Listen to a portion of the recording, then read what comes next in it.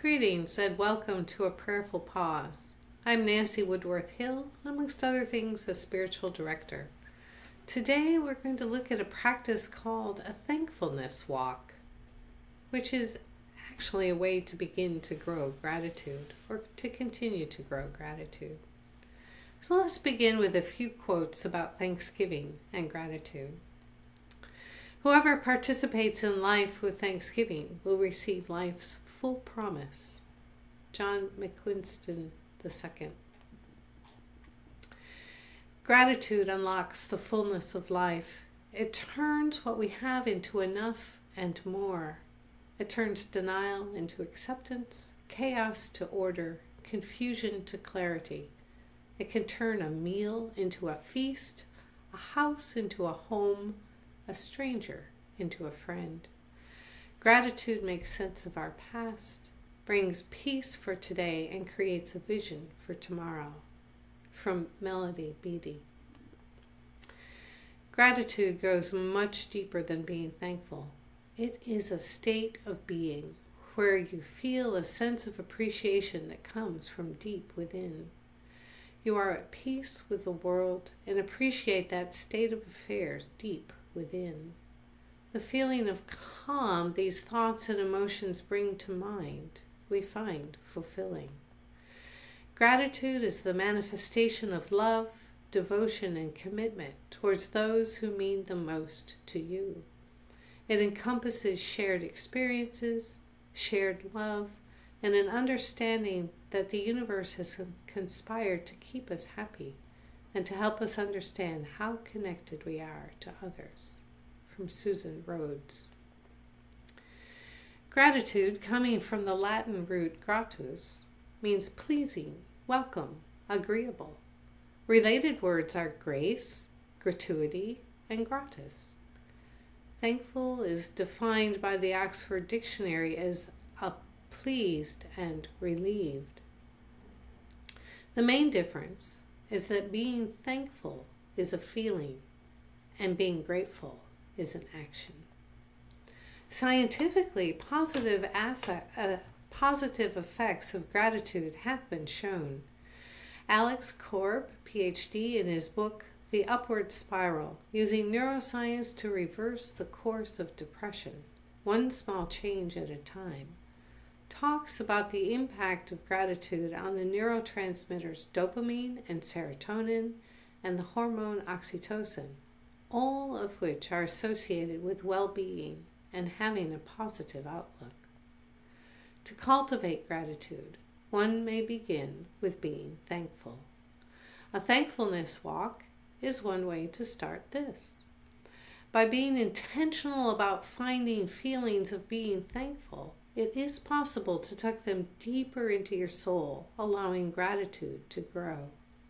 By nurturing gratitude, we are able to live lives that flow from gratitude, delighting in and sharing in ways that allow us to become more present and aware.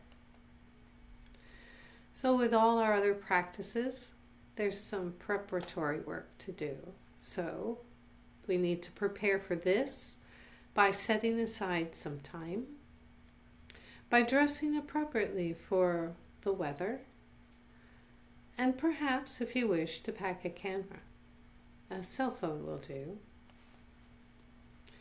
So let's start our walk by begin by attending to what your eyes see. Look around you as you walk. You may wish to slow your pace.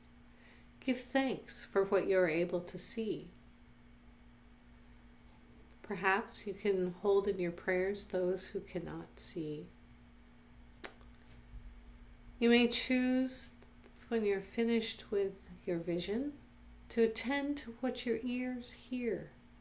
Listen to the sounds around you. Give thanks for the gift of sound and what you are hearing. Perhaps you will offer prayers for those who cannot hear. You may choose to move on to smell, to touch, and perhaps taste, or you may remain with just one sense. It could be a spiritual challenge to work with a non-dominant sense. No matter which of your 5 senses you choose, be alert to it and to what you are praying. Woven into this walk, open yourself to the possibility of giving thanks spontaneously, including for any person, thing, or event which springs to your mind and heart. After your walk, there are a number of ways to continue and to work with it. So, bathed in these feelings of thankfulness, literally invite gratitude to grow. You may choose to keep a journal, recording these precious moments of being open to feelings of thanksgiving, and begin the process of translating them to an attitude of gratitude. If you're in with difficult times or experiences, they can be a challenge. But you can use them to search for something for which you can give thanks. It may be years afterward when you're able to see where the light was in the midst of the darkness. It may be helpful to work with past stories first, then using them as a model, wonder where such moments are in present difficulties. You may choose to contact a person who has sprung to your mind with a small note or prayer or text or words of thanksgiving. You might also extend this practice using this same technique in other situations. For example, small tasks around the home. So when I'm washing dishes, I'll often pay attention to what I feel in the water, the dishes, silverware, the patterns on the silverware.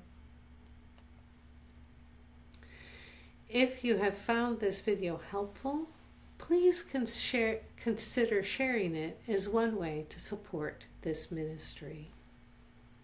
Go in peace.